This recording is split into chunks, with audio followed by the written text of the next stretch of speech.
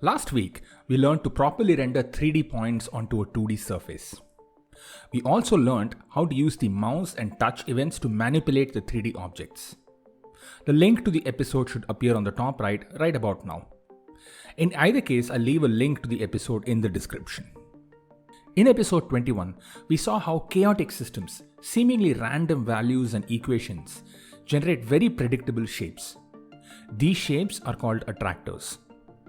And that's what we are going to be discussing today, attractors.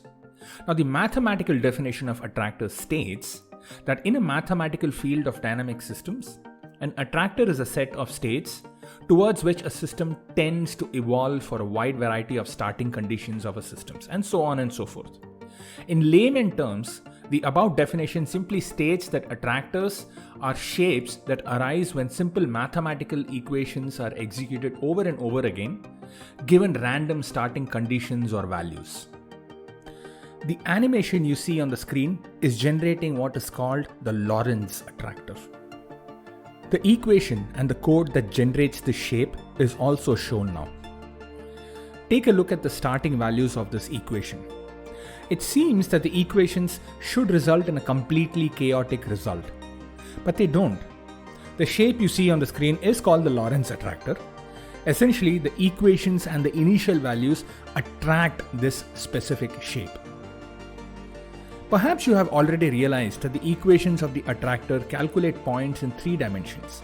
However, we are only displaying 2 dimensions on the screen. If you see the code, we completely ignore the z part or the z part of the calculation from the attractor.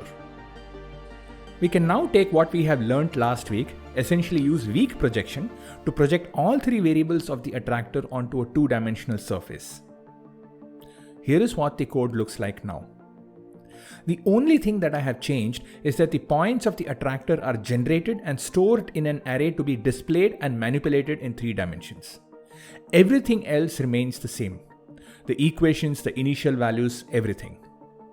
This is what the finished canvas looks like now. When I'm rendering the points, I added a hue parameter so that we get these beautiful colors. And now I can see the attractor in all 3 dimensions by manipulating using either the mouse or touch. But the story doesn't end there, because the next logical question is, are other attractors possible? Of course they are. So here is a montage of other attractors, their equations, and the equivalent JavaScript implementations and their initial variable values.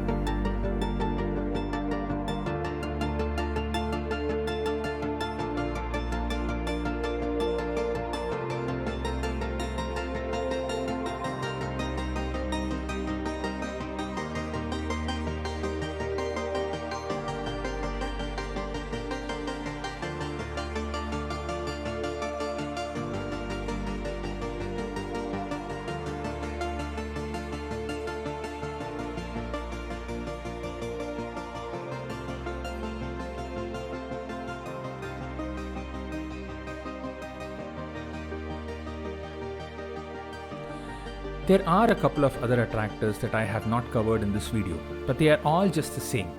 All of them have an equation and an initial condition generating the beautiful attractors that you saw. All of these will be available on our website as soon as this video goes live. Hopefully when you're seeing this, I have our website updated. Also, all of the code along with the framework is available on GitHub as always and is in the video description. We hope you have enjoyed this episode and have learned something. Thank you so much for watching and for your subscription as well. Goodbye.